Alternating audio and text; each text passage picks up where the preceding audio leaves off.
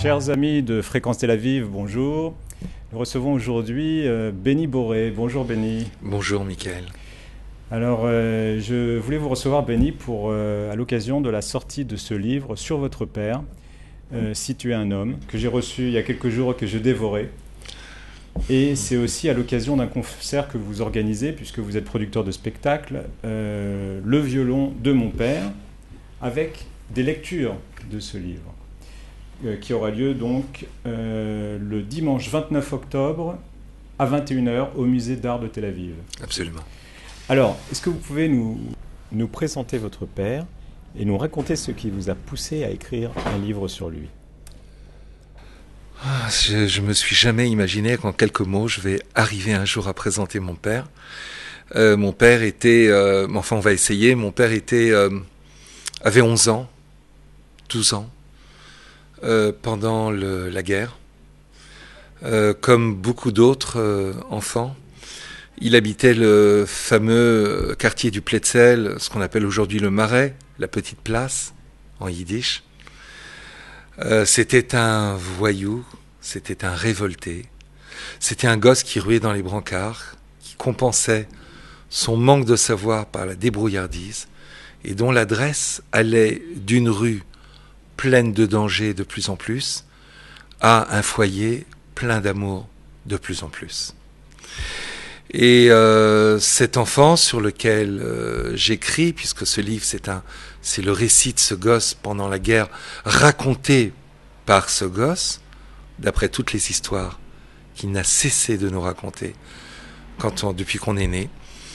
Et mon père était donc cet enfant. Il a presque été arrêté durant la rafle du Veldiv, la grande rafle. Il est arrivé à s'échapper avec sa mère, in extremis. Et puis, comme il est raconté dans ce livre, la fuite impossible, la ligne de démarcation qui ne démarquait plus rien du tout, les passeurs qui s'évaporaient, la frontière presque infranchissable, la descente aux enfers, une arrestation par des policiers de Vichy qui va changer la façon dont il va ressentir les choses toute sa vie, le camp de réfugiés en Suisse, l'adoption miracle, il refusait que j'utilise ce mot pour cette période, par le docteur Ayman en Suisse.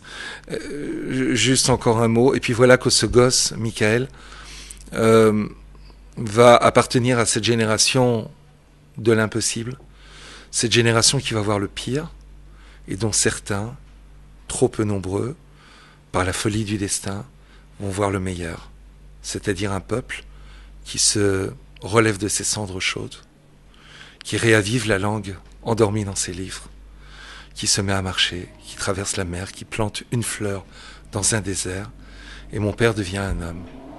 Et il n'aura de cesse toute sa vie de raconter ce que ses yeux ont vu, et c'est ce que j'ai essayé d'écrire. C'est très réussi. Alors, il faut que je précise que j'ai connu moi-même Henri Boré. Je n'étais pas un intime, mais je l'ai rencontré plusieurs fois et j'avais l'impression de l'entendre avec ce livre, en lisant ce livre. J'ai l'impression que voilà, c'est un homme de parole, c'est un homme de contact qui aimait les gens, donc il racontait souvent, il écoutait et il racontait beaucoup. Et donc si je comprends bien, vous n'avez pas eu besoin de retranscrire mot à mot, vous connaissiez toutes ces histoires, chaque étape de sa vie pour vous était connue. Il fallait quand même faire attention aux mots qu'on utilise, parce que les mots ont malheureusement de moins en moins de valeur. Sans faire de comparaison, Elie Wiesel en était affligé tout le temps. C'était un sujet récurrent chez lui, la valeur des mots. Et j'ai tenté de faire très attention aux mots qu'on utilise, mais c'est vrai on est tombé dedans quand on était petit. Dans la famille, il aimait raconter, Michael. Et il aimait partager, il aimait raconter à la nouvelle génération. Il avait les yeux qui scintillaient quand il s'adressait aux enfants et aux jeunes, et à tout le monde. Et oui, j'ai tenté de recréer ses sentiments et sa mémoire avec des mots. J'ai eu aussi de la chance, c'est qu'à l'âge de 15 ans, 16 ans, il m'a emmené visiter la demeure où il a été adopté pendant la guerre. Et son père adoptif, le docteur Ayman, cette famille extraordinaire. Son deuxième père, on peut dire. Son deuxième père, qui était d'ailleurs sous la roupa. Il y avait beaucoup de parents sous la roupa de mon père et de ma mère, Rose. Et donc, il m'a emmené, et je me rappelle, j'ai connu le docteur Ayman. Il avait 95 ans à l'époque. J'ai revu sur les murs décrépits la vieille collection de papillons.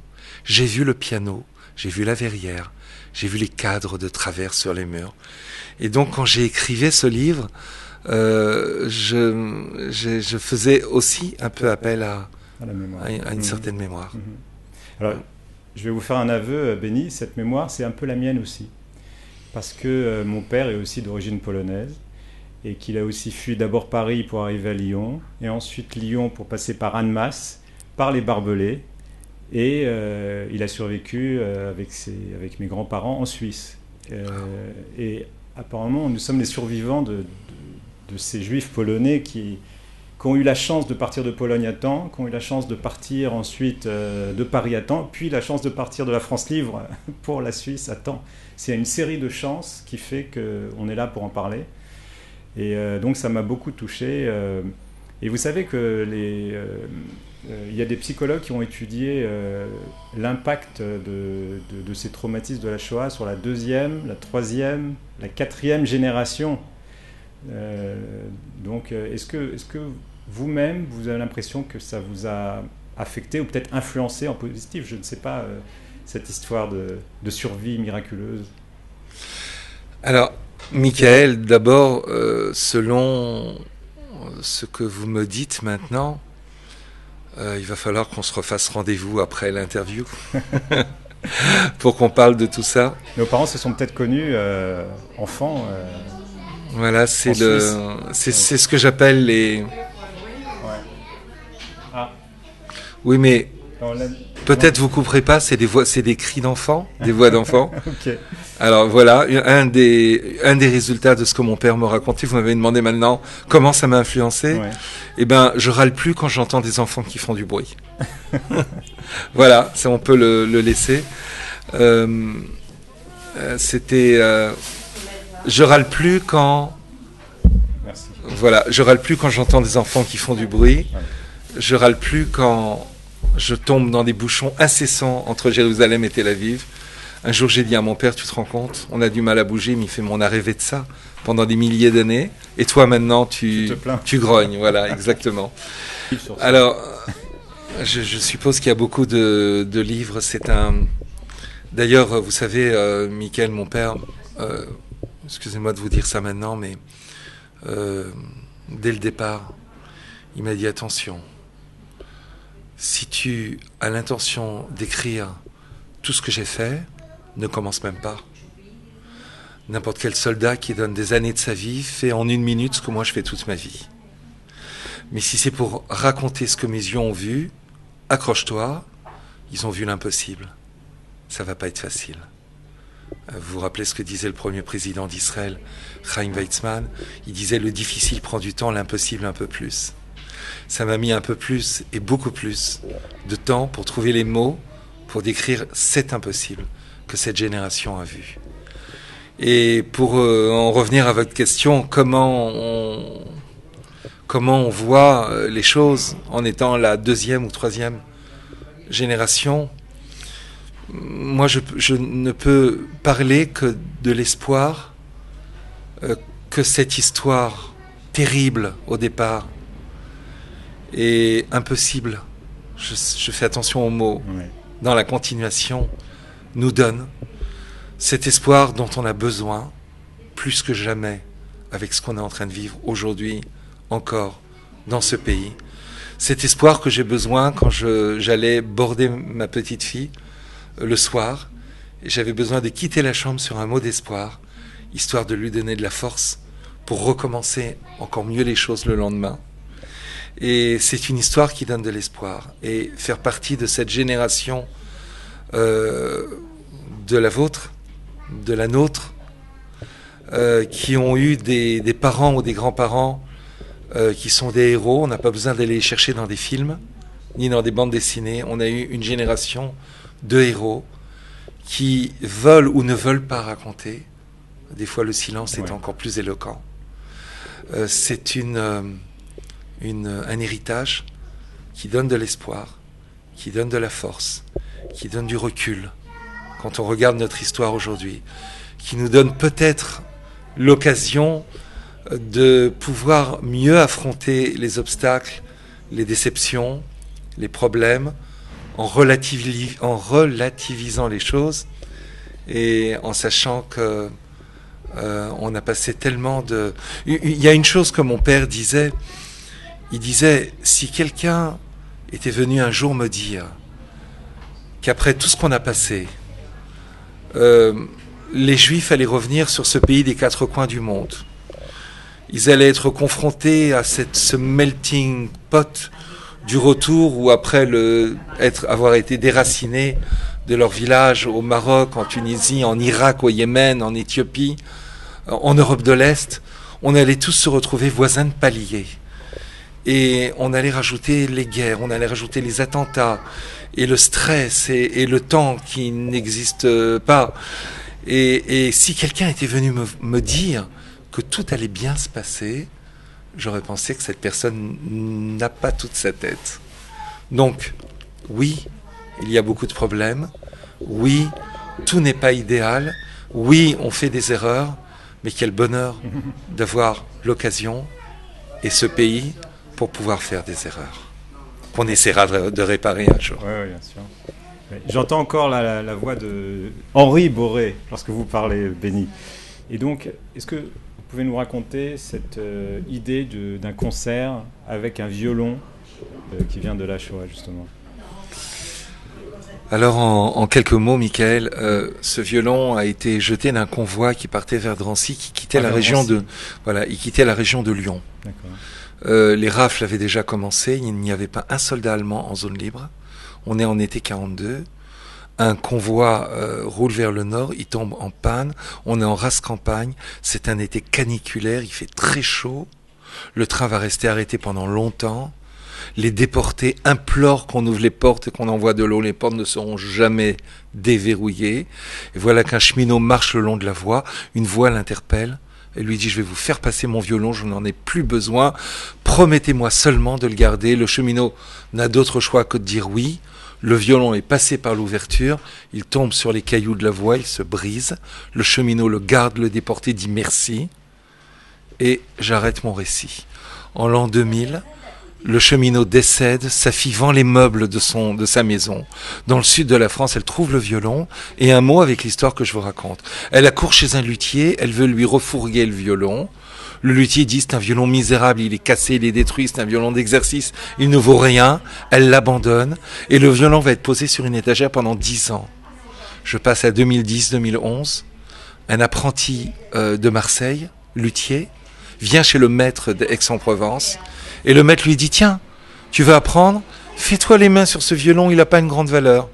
Mais je vais te raconter son histoire. » L'apprenti écoute l'histoire, il dit « Le maître a raison. Il n'a pas une grande valeur, il en a une immense. » Enfin, quelqu'un qui comprend avec de la neshama, il repart avec le violon sous le bras, il essaye de le réparer, sa situation se dégrade encore plus, il y renonce, lui aussi le pose sur une étagère, et le violon reste silencieux, jusqu'à quelque chose qui va se passer.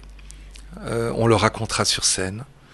Et j'aurai ce privilège, cette chance, ce cadeau, de rencontrer ce luthier, grâce à une dame de Marseille, de lui parler des violons de l'espoir, de ce qu'on est en train de faire avec ce luthier légendaire qui se nomme Amnon Weinstein, de Tel Aviv. Et ce violon de Marseille est touché, il nous offre le violon arrive à Tel Aviv, il fait son alia, il atterrit sur la table en bois, patiné par des mains entêtées de ce luthier, il est démonté, le luthier essaye de le réparer, il n'y parvient pas, ça va durer 1 mois, 2 mois, 4 mois, 5 mois, il m'appelle chaque semaine pour me dire je n'y arrive pas, il m'appelle tellement que je commence à avoir de l'espoir. Et voilà qu'on m'appelle de Paris. Viens tout de suite parce que mon père ne se sent pas bien. Je pars à Paris. Malheureusement, quelque temps plus tard, mon père va décéder, Zichrono Livracha. Le jour de son décès, je reçois un appel du luthier qui m'appelle, qui me dit « Benny, je voudrais t'annoncer qu'aujourd'hui, le violon s'est remis à vibrer pour la première fois dans mon atelier. » Je lui annonce le décès de mon père et voilà la proposition qu'il me fait. Il me dit « Tu sais, comme le violon devait arriver à Drancy et qu'il a été jeté du convoi, il n'y est jamais arrivé. Et que ton père aurait dû arriver à Drancy, qu'il est arrivé à s'échapper, et qu'il n'y est pas arrivé non plus, et que l'un s'est mis à vivre quand ton père est parti, permets-moi de graver le nom de ton père dans le corps de l'instrument. » Et cet instrument s'est appelé le violon de mon père, depuis ce moment-là. Voilà. Et donc ce violon, Michael, va se remettre à jouer pour la première fois depuis 70 ans en Israël, durant ce concert du 29 octobre, à Tel Aviv. Et les mots se mêleront aux notes de musique. Ce violon sera entre les mains d'un soliste qui appartiendra, je pèse mes mots, au meilleur orchestre d'Israël, qui est le Camerata d'Israël Jérusalem. Et tout va comme dans notre histoire, tout va se mélanger. Alors vous invitez des artistes pour lire des passages du livre, également? Je dirais que ces artistes qui, en plus du fait qu'ils sont de grands artistes, sont des mensch, des hommes de cœur et des femmes de cœur. Gilbert Montagnier, Elie Chouraki, Valérie Abécassis, Bernard Bitan. C'est des artistes, mais j'ai découvert une chose qui me semblait savoir déjà avant, c'est qu'en plus d'être artistes, c'est vraiment des gens de grande valeur. Et c'est pas moi qui les ai invités, c'est eux qui m'ont fait le cadeau de venir lire des passages du livre. Alors, je voulais vous proposer, si vous êtes d'accord, de lire vous-même un passage du livre pour nous. Parce qu'il y a un passage qui m'a bouleversé, c'est le train. Lorsque votre père a dû passer à 11 ans, aller déjà faire de la résistance, aller apporter des faux papiers à Lyon. Et vous avez une écriture cinématographique, on peut dire. On sent chaque minute passer, l'angoisse. Et il devait absolument agir comme ça pour ne pas montrer qu'il était seul. Parce que s'il était resté assis, alors un contrôleur serait venu lui demander des comptes. Moi, c'est mon passage qui m'a bouleversé. Il y en a beaucoup d'autres, mais est-ce qu'il y en a un que vous souhaiteriez lire comme ça? Non, je vais prendre le même wagon que vous. Allez. Voilà. Je vais monter dans le train que vous me présentez. Ouais, il y a une phrase en tout cas qui me semblait résumer le livre. C'est lorsque le docteur dit à votre père... le docteur, c'était donc cet homme extraordinaire qui l'a accueilli en Suisse pendant... ça a duré quelques années? Combien de temps, vous savez? Ah oui, ça a duré 3 ans. 3 ans? 3 ans. Il lui a tout appris en ce qui concerne le judaïsme. C'est son héritage. Et il lui a dit nous t'avons présenté à nos amis musiciens comme fils d'immigrants polonais. Et bien aujourd'hui, j'ai l'honneur de serrer la main d'un fils d'Israël. On peut dire qu'il y a une transformation, une maturation de votre père à cette époque. Je crois que sans cette phrase, Michael, je n'aurais pas été devant vous peut-être aujourd'hui. Ouais, tout aurait été peut-être différent. Alors je vous laisse choisir un passage. Vous voulez qu'on aille au passage du train? Ce que vous voulez.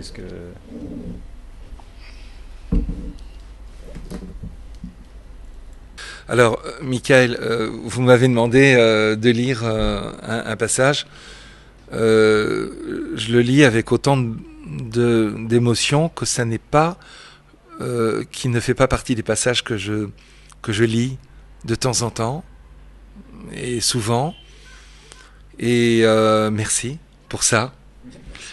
Et donc, Aurélie, cet enfant de 11 ans, voilà, c'est comme ça que l'appelait sa mère, Henri, Aurélie, doit partir pour aider sur une mission commandée par la résistance. Il doit prendre le train de Châteauroux à Lyon. Il est seul. Il doit apprendre le chemin qui le mène à la gare. il reçoit des instructions, il transporte des faux papiers dans un endroit très intime, scotché le plus possible. Une ombre de la résistance l'attend à la sortie de la gare de Lyon-Perrache en arrivant. Et le voilà pour la première fois dans le train quand je demandais à mon père mais comment un enfant de 11 ans n'a pas peur, se rappelle de quelle rue, dans quelle rue il doit marcher, comment il doit partir, comment il doit revenir.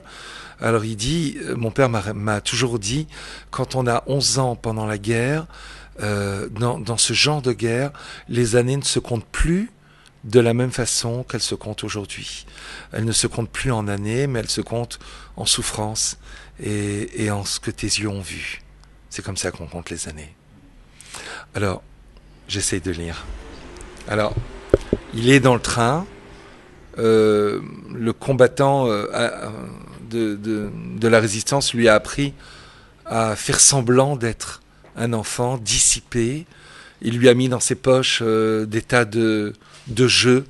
Il doit faire mine de jouer, tout en observant un éventuel policier de Vichy qui pousserait la porte, une des portes aux extrémités des couloirs.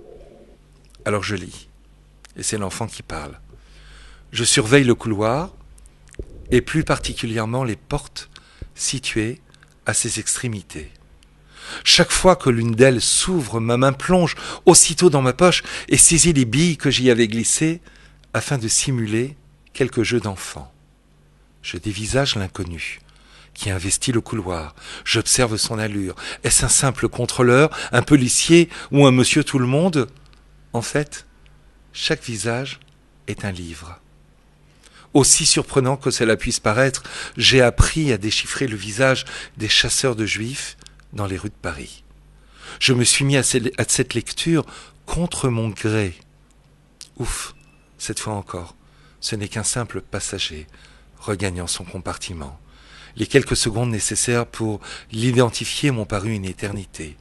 Désormais, il faudra mieux faire. C'est vrai, Michael, quand j'étais gosse, mon père s'amusait tout le temps à déchiffrer les visages des gens qui passaient. Et surtout quand on était dans des trains, j'ai grandi un peu avec ça. Il ne pouvait pas s'empêcher, il continuait à le faire. Le train tout entier est devenu une sorte d'horloge impétueuse qui bat le rythme incessant des raccordements de rails. Tac tac, tac tac. Je les compte sans arrêt et dans ma tête, ils deviennent une sorte de rengaine obsessionnelle qui marque la cadence du compte à rebours de l'arrivée. Tac tac, tac tac. Heureusement, toujours pas de contrôle. Tac tac, tac tac. Et nous nous rapprochons encore un peu plus de Lyon. Tac tac, tac tac. 2 de plus qui en fait en font 2 de moins. Quand le train ralentit, j'ai hâte qu'il réaccélère et je guette le retour des tac tac comme on surveille le pouls d'un malade. Régulièrement, le train s'immobilise en rase campagne et ce pouls d'acier tombe à zéro. Les tac-tac sont alors réduits au silence, de même que la panoplie entière des grincements, craquements et sifflements de toutes sortes. Ma respiration ne reprend qu'avec les éjections de vapeur et le premier tac-tac libérateur. Bien que le moment ne soit guère propice à l'amusement, les trains électriques qui m'ont tellement fait rêver s'invitent à l'improviste dans mes pensées et voyagent clandestinement avec moi pendant quelques secondes. À force de lambiner, même la nuit nous a dépassés et nous attend en gare d'arrivée.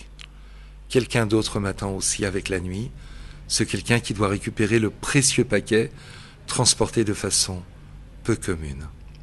Alors, il y a quand même une histoire liée à ces moments-là, puisque quand il arrive à la gare de Lyon et qu'il rencontre ce résistant, et que le résistant le traîne dans un recoin sombre à l'extérieur de la gare, mon père lui donne les faux papiers. Le résistant en sort un faux papier spécifique, et c'est celui qui va offrir à mon père, à sa mère, à sa famille, avec les nouveaux faux papiers et le nouveau nom de famille qui va rester jusqu'à aujourd'hui, Boré. Boré. Oui, vous en parlez dans le livre. Vous vous êtes posé la question si... enfin, votre père s'est posé la question est-ce qu'il fallait reprendre le nom d'origine, n'est-ce pas? Et vous avez finalement opté pour Boré, alors parce que aussi ça sonne hébraïque.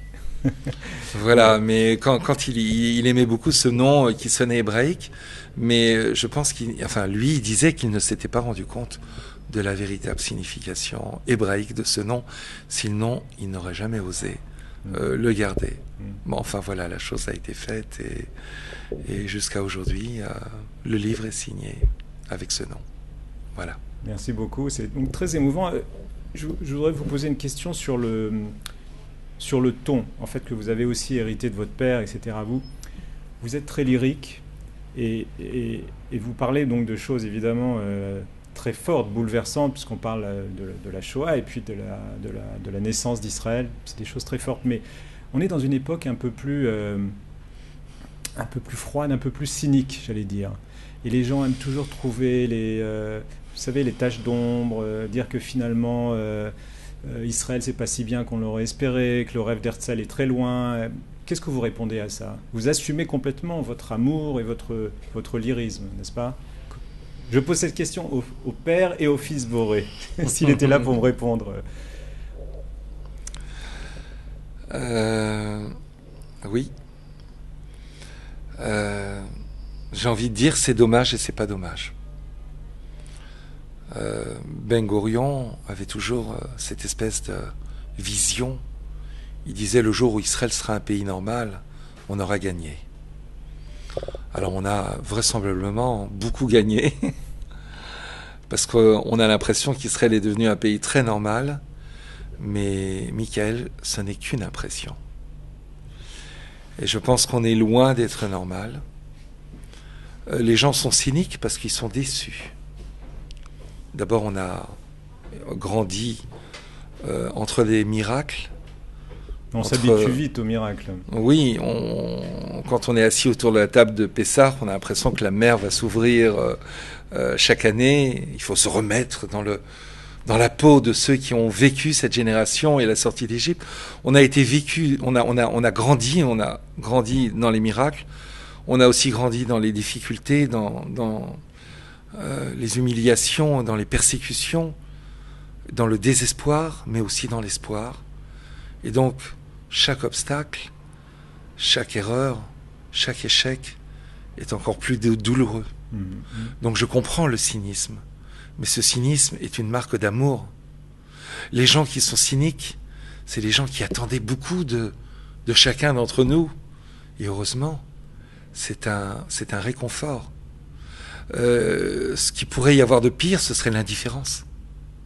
Mais le cynisme, c'est le contraire de l'indifférence. C'est ceux qui sont déçus, et heureusement qu'ils sont déçus, ça veut dire qu'ils en attendaient encore plus. Eh bien, il faut se mettre au boulot, puisque le combat, malheureusement, ne cesse de recommencer, notre histoire ne cesse de recommencer, et l'espoir ne cesse de se réinventer. Eh bien, ce cynisme est là pour qu'on puisse le combattre, et qu'on puisse se prouver à nous et à nos enfants qu'on a encore la force de le combattre. Baruch Hashem, tant mieux. Merci. Et ça aurait été la réponse de votre père aussi, c'est que finalement tous les problèmes sont des appels à les surmonter finalement, des appels à action. Et ils sont vrais ces problèmes. Oui. D'autant plus ils sont vrais. Je pense que mon père aurait cité la phrase qui m'a guidé dans le titre du livre. Oui, alors parlons-en. Alors justement, quand il y avait des difficultés, alors, les gens disent d'habitude, c'est dur d'être un homme. C'est une expression en yiddish. Ah non, ils disent que c'est presque. Ils disent que c'est dur d'être un juif. Que c'est dur d'être un juif, pardon. Schwer zu sein de Yid. Ouais, exactement. Qu'il est dur d'être juif. Et mon père le répondait, je l'ai entendu tellement de fois. Et ça pourrait compléter la réponse que j'ai maladroitement tenté de vous donner tout à l'heure. Et mon père leur répondait cette phrase extraordinaire que le docteur Ayman, pendant la guerre, lui avait répondu. Il disait non, pas du tout. Il n'est pas dur d'être juif. il est dur d'être un homme. Mais si vous êtes un homme, si tu es un homme, alors quel bonheur, quel méchaïe c'est d'être un juif. D'où le titre que j'ai choisi. Voilà. Merci beaucoup Béni Boré. Je recommande la lecture de ce livre, Si tu es un homme, donc sur la vie d'Henri Boré, par le fils Béni Boré. Alors on va préciser que c'est aux éditions Elkanah et que c'est préfacé par Serge Klarsfeld, rien que ça. Et voilà, je vous invite aussi à tous nos spectateurs à vous retrouver le 29 octobre au Musée d'Art de Tel Aviv pour écouter ce violon.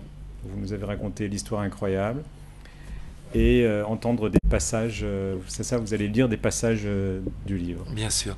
Quelques passages vraiment phares du livre seront lus. Et je voudrais spécifier que le concert se tiendra sous le patronage du Jaffa Institute au profit des foyers pour les enfants en difficulté.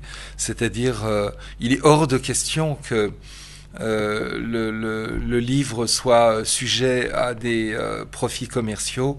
Et donc, c'était important pour moi de dire ça. Le Jaffa Institute est représenté par le lieutenant-colonel de réserve Yaakov Pérez, qui avait bien connu mon père aussi à l'époque et qui fait un travail extraordinaire. Ben, bravo pour ce don. Merci beaucoup, Béni Boré.